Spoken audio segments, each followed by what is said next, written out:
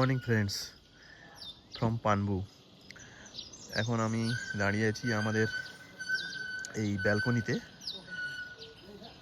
মানে হোটেলের ব্যালকনিতে। এখান থেকে সকাল এখন বাজে প্রায় 6:30। এখান থেকে এই ভিউটা আসছে। ভিউতে কিছু নেই, শুধু মেঘ, চারিদিকে মেঘ আর মেঘ। মেঘটা কোথা থেকে স্টার্ট হয়েছে দেখুন, এখান থেকে স্টার্ট হয়েছে। এই যে আবার কোথাও কোথাও মেঘ ডাকছেও, শব্দ হচ্ছে। এদিকেও মেঘ, এই পেছনটাও পুরোটাই মেঘ ঢাকা। এর মাঝখানে এইটুকু একটা ভ্যালি দেখা যাচ্ছে, পাহাড় দেখা যাচ্ছে সবুজ। কাঞ্চনজঙ্ঘা তো এইদিকে আছে, কিন্তু সে তো আর এখন পাওয়া যাবে না। সেটা ওই সেপ্টেম্বর, অক্টোবর, নভেম্বরের দিকে নাকি পাওয়া যায়, দেখতে পাওয়া যায় ওয়েদার ভালো থাকলে। আর আমরা মোটামুটি আমাদের ব্রেকফাস্ট হবে। মর্নিংয়ের চা খাওয়া হয়ে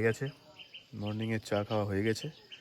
এখন জাস্ট আর একটু ফ্রেশ হয়ে একটা কাছাকাছি একটা সাইট সিন আছে, যেটার নাম পানবু ভিউ পয়েন্ট। তো ওখানে যাওয়ার চিন্তাভাবনা আছে। তারপরে এখান থেকে 9টার সময় ব্রেকফাস্ট দেবে। ব্রেকফাস্ট খেয়ে আমরা আবার এখান থেকে নামা শুরু করব। তো এই যে মঞ্জুশ্রী রিট্রিট বা মঞ্জুশ্রী থিম বলে যে হোমস্টেটা, এই হোমস্টেটা এখানেই পানবু বলে যে জায়গাটি, সেখানেই রয়েছে। এবং এখানে হোমস্টে পার হেড আমাদের কাছ থেকে যেটা নিয়েছে 1500 টাকা করে। এবং আমরা একটা 3 বেডেড রুম নিয়েছিলাম, এখানে 4 জন অ্যাডজাস্ট করেছি। এবং 1500 টাকায় ব্রেকফাস্ট, সঙ্গে আপনার তারপরে লাঞ্চ,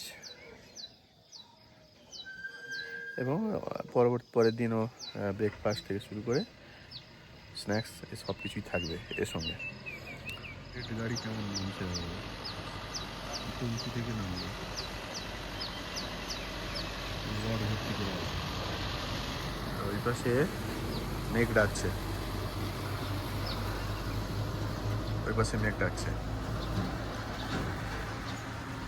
মেঘ কোন দিকে কীভাবে যাচ্ছে তা বোঝা মুশকিল। Welcome friends in my YouTube channel from পানবু। এখন আছি আমি এই মঞ্জুশ্রী রিট্রিটে। সকাল এখন প্রায় 8টা বাজে। আমরা এখন ব্রেকফাস্ট করতে যাব। যেহেতু জুন মাস, এখন চারিদিকেই শুধু মেঘে ঢাকা। সামনের এই যে দেখতে পাচ্ছেন পিছনে, পুরোটাই মেঘে ঢাকা। এখান থেকে ভিউ বলতে এরকম খানিকটা আসছে, এই দেখুন। এদিকে একটা ভ্যালি আছে, এর মধ্যে কিছু গ্রাম আছে, এই ঘর বাড়ি আছে। সেদিকে পাহাড়, রাস্তা, আর এদিকেও পাহাড় আছে মেঘে ঢাকা। সম্মুখে কাঞ্চনজঙ্ঘা আছে, কিন্তু দর্শন হয় না, দর্শন এখন পাওয়াও যাবে না, মেঘে মুখ ঢাকা। আর পুরো এই যে হোমস্টেটার ভিউ হচ্ছে এরকমই।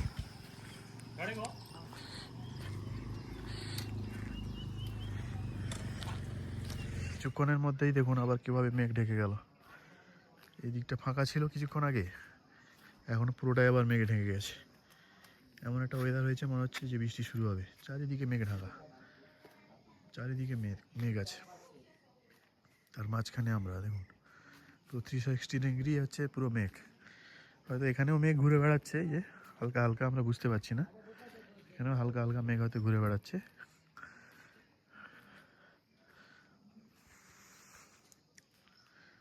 নিচেও মেঘ, উপরেও মেঘ, চারিদিকে মেঘ।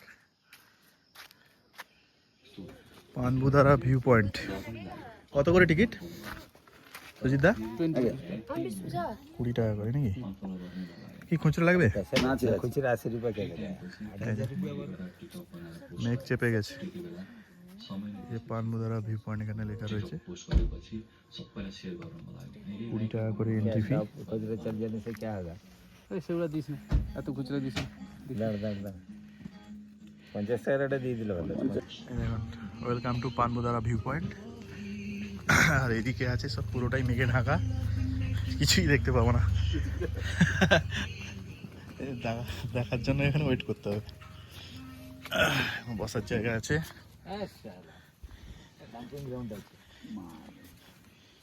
এখান থেকে খাদ দেখা যাবে না, পুরো ভ্যালি এরিয়া, কিছুই নেই, পুরো মেঘে চেপে গেল। একটা গান আছে না, ধোঁয়া ধোঁয়া ধোঁয়া। আসো না, এসে বসবো। আসো, হ্যাঁ আসো। তোর এমনিতেই পেট খালি, তুই বেশি বলিস না ভাই। পেট খালি হলে ভয় লাগে। আগা ভর্তি থাকলেই বরং ভালো। মানিকদার কালকে কালকে এর ভর্তি ছিল বলেই সে কালকে সারাদিন ধরে কিছু খাওয়া দাওয়া করেনি। না না পড়েছে না তোমার যে চাল ভাজা ভাজা লেখা রয়েছে আই লাভ পানবু, কিন্তু এর অপোজিটে কি আছে কিছুই বোঝা যাচ্ছে না। একটা লম্বা জায়গা, সিঁড়ি, কিছু কিছু জায়গায় বসার জায়গাও আছে। এর সামনেই রয়েছে সুন্দর ভিউ পয়েন্ট নিশ্চয়ই।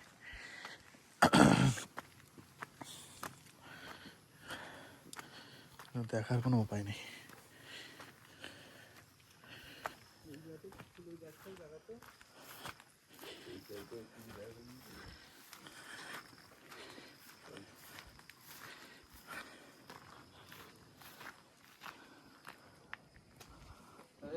মেঘ আমাদেরকে ছুঁয়ে যাচ্ছে, এটাই। হ্যাঁ, মেঘের মধ্যেই আছি আমরা।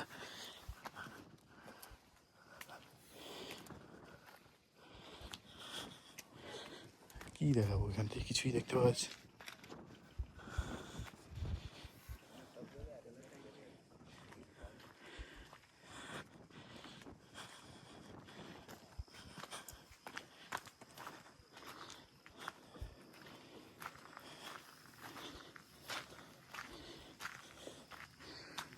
আরো নিচে জায়গা আছে নাকি? এটা লাস্ট।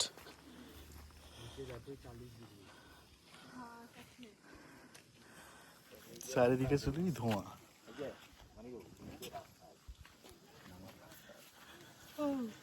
পাশেও ধোঁয়া, মানে কুয়াশায় ভর্তি। রাস্তা আছে। এর পেছনে হালকা হালকা সূর্য যদিও দেখা যাচ্ছে, কিন্তু কিছুই নাই, বোঝা যাচ্ছে না কিছু আছে কি আছে। কিন্তু আমরা তো কাটবো না নাকি, কাটবো।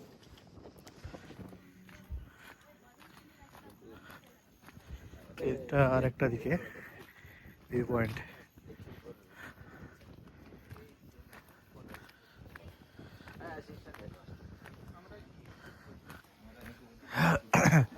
এদিক থেকে এখান থেকে ঘিরে দিচ্ছি। সব রকমের টেস্ট হয়ে গেছে রে, ড্রাই টেস্ট। আমরা লামাধরা যাওয়ার রাস্তায় দাঁড়িয়ে আছি। রাস্তাটা খানিকটা এরকম, আর সামনে মেঘ উড়ে যাচ্ছে। হ্যাঁ, আচ্ছা আচ্ছা, এটাই এটাই দেখা।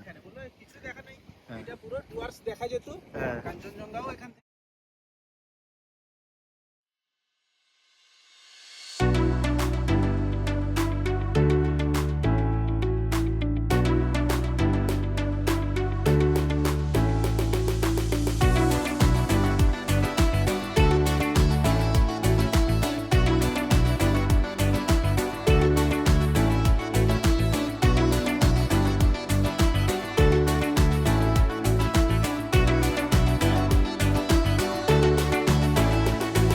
পাইন ফরেস্টও আছে উপরে।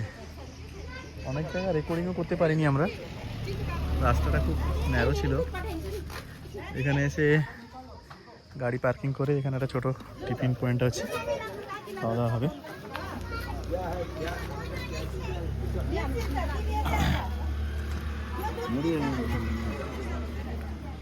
এখান থেকে খুব সুন্দর, এখানে একটা সুন্দর ভিউ আছে।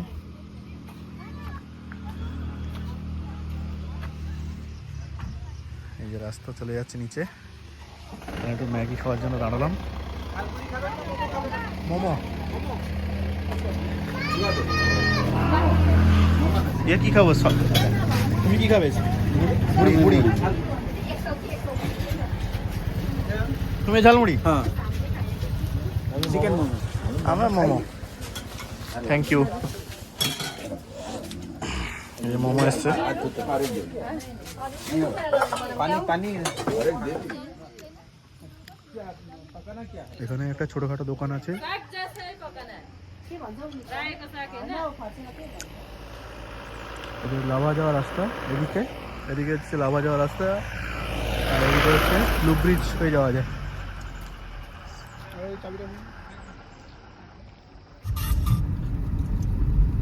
এই রাস্তাটা যাচ্ছে কোথায়? বাগরাকোট ব্লু ব্রিজের দিকে।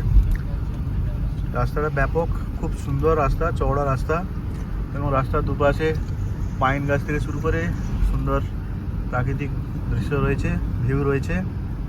এদিকে আবার মেঘ ঘুরে বেড়াচ্ছে।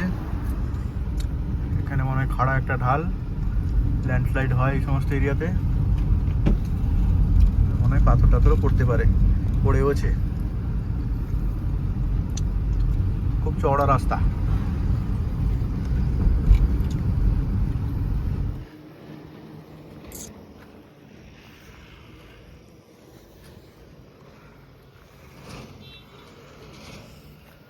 কালিম্পং থেকে লুপ ব্রিজ যাওয়ার পথে এরকমই একটা রাস্তা। একটু অনেকটা উঁচুতে দাঁড়িয়ে আছি, গাড়িগুলো অনেক নিচ দিয়ে আসছে দেখছি।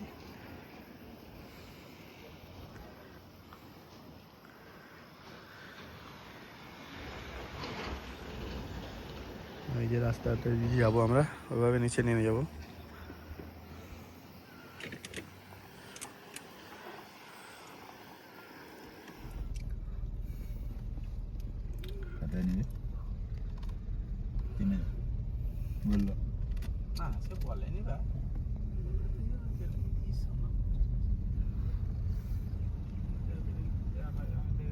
লুপ ব্রিজ ছাড়িয়ে নিচে একদম সমতলে চলে এসেছি।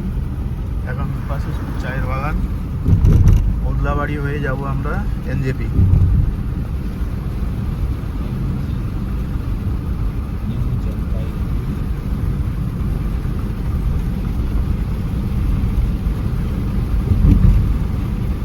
যাদবপুর নামটা আছে।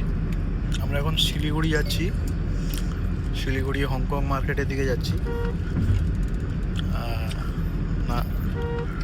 নাগরাকাটা লুপ ব্রিজ থেকে নেমে সোজা সুজি শিলিগুড়ি। রাস্তাটা সুন্দর, খুব ভালো রাস্তা, এবং কোনো গাড়িও তেমন বেশি চলছে না। রাস্তার দুপাশে সাইড সিনও সুন্দর। 28 কিলোমিটার ডিস্টেন্স সেখান থেকে দেখাচ্ছে, এবং সামনে আবার একটা উঁচু পাহাড়ও আছে। মানে এটা সেবক রোডের সাথে যুক্ত হচ্ছে এই রাস্তাটা গিয়ে। কি করে আপনি দেখুন বনশ্রীর বাড়িতে খেয়েছে, ডিনার করেছে, জিজ্ঞেস করুন। ডিনার বা খাওয়া মানে এমনি নয়। On the wild life sanctuary, সব এর আপনার প্রোটেক্টেড ফরেস্ট। আরে শালবনী জঙ্গলে তো ফরেস্টে আছে, ঝাড়গ্রামের জঙ্গলে তো ফরেস্ট ফরেস্ট রেঞ্জাররাই কাটে না গো, কেটে ঘন জঙ্গল একদম। অবিনাশ ওকে জিজ্ঞেস হলো, আগের মতন জঙ্গল নেই, সব কেটে গুছিয়ে দিয়েছে, লোক চুরি করে না। অবিনাশ ওই বলছিল আছে, পাতলা হয়ে গেছে, আবার নতুন ভাবে লাগাচ্ছে। একটা নিলে টোটাল 100। আমরা এখন শিলিগুড়ির হংকং মার্কেটে এসে পৌঁছেছি। আজকে দুপুর থেকে আমাদের লাঞ্চ হয়নি, তো এখন বাজে প্রায় বিকেল 5টা। গাড়ি টাড়ি পার্কিং করে আসতে অনেকটা সময় লেগে গেল। আর এখানে আমরা এসে পৌঁছেছি একটা ফাস্ট ফুড কর্নারের কাছে। একটা এগ চিকেন রোল অর্ডার দিয়েছি, এবং সেখান থেকে এগ চিকেন রোল নিয়ে আমরা এখন খাচ্ছি। তারপরে আর কিছু শপিং হবে। তবে এখানকার যে মার্কেট খুব একটা বেশি রিজনেবল নয়। প্রচুর মালপত্র যদিও আছে, ফিক্সড রেট, সব জায়গায় বার্গেনিং হয় না কীভাবে। আর যেগুলো বার্গেনিং হয় তার কোয়ালিটি খুব একটা ভালো নয়। তো এই যে দেখতে পাচ্ছেন, এই হংকং মার্কেটের সামনে বিশাল লম্বা রাস্তা। তো এই রাস্তার দুপাশেই পার্কিং হয়, গাড়ি পার্কিং। কিন্তু পার্কিং পাওয়া খুব সমস্যার ব্যাপার।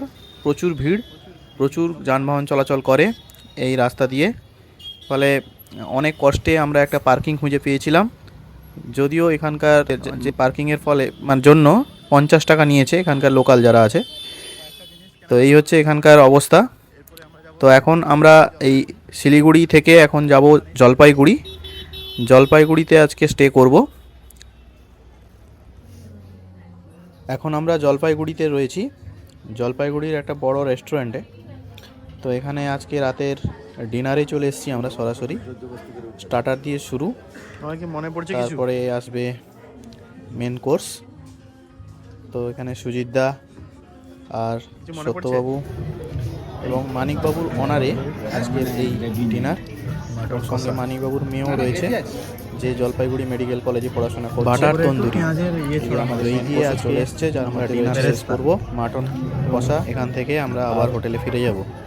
এখানেই কাছাকাছি একটা হোটেলও নেওয়া হয়েছে আমাদের, সেটা আপনাদের দেখাবো। মোটামুটি এই রেস্টুরেন্টটা খুব সুন্দর এবং পরিষ্কার পরিচ্ছন্ন, অনেকটা বড় রেস্টুরেন্ট। এই রেস্টুরেন্টটার নাম হচ্ছে একতারা, যেটা জলপাইগুড়ির একটি অন্যতম বড় রেস্টুরেন্ট, এবং এর নিচে আছে বন্ধুরা ক্রোমা। আজকে আমি এখন আছি জলপাইগুড়িতে। আমরা জলপাইগুড়ি চলে এসেছি, এই হংকং মার্কেটে ঘুরছিলাম, তারপর সেখান থেকে এলাম জলপাইগুড়ি। শিলিগুড়ি থেকে ডিস্টেন্স প্রায় 35 কিলোমিটার, 40 কিলোমিটারের মতো হবে। তো বেশি সময় লাগেনি, এই আধা ঘন্টা 45 মিনিট সময় লাগে। তো এখন আছি একটা হোটেলে, জলপাইগুড়ি হোটেলে। হোটেলটার নাম হচ্ছে লক্ষ্মী গেস্ট হাউস, এখানে আগেও ছিলাম। তো মোটামুটি আজকে আমাদের বেশি মানে কিছু সেরকম হয়নি, তবে যেটুকু ঘুরেছি, যেটুকু এসেছি রাস্তায় ঘুরেছি। রাস্তায় যেটা হয়েছে সেটাই সাইট সিন।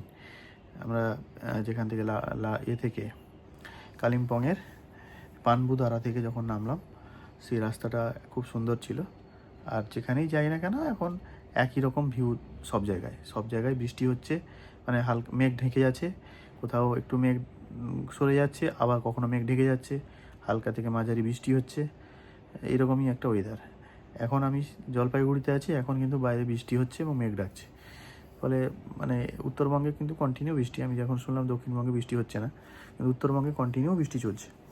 তো এরকম একটা পরিস্থিতি আর কি। তবে আজকে যেটা দেখলাম যে সেবক রোডের যে সমস্যাটা ছিল সেটা ঠিক হয়ে গেছে। আমরা যেহেতু ওখান থেকে মানে ওই আপনার পানবু থেকে যখন নিচে নেমে আমরা শিলিগুড়ি এলাম, সেটা সেবক রোড হয়ে করোনেশন ব্রিজ পেরিয়ে ওখানে একটা ধস নেমেছিল, সেটা কালকের মধ্যে রিপেয়ারিং বা কাজ হয়ে গেছে। তো সেখান থেকে এখন গাড়ি চলছে।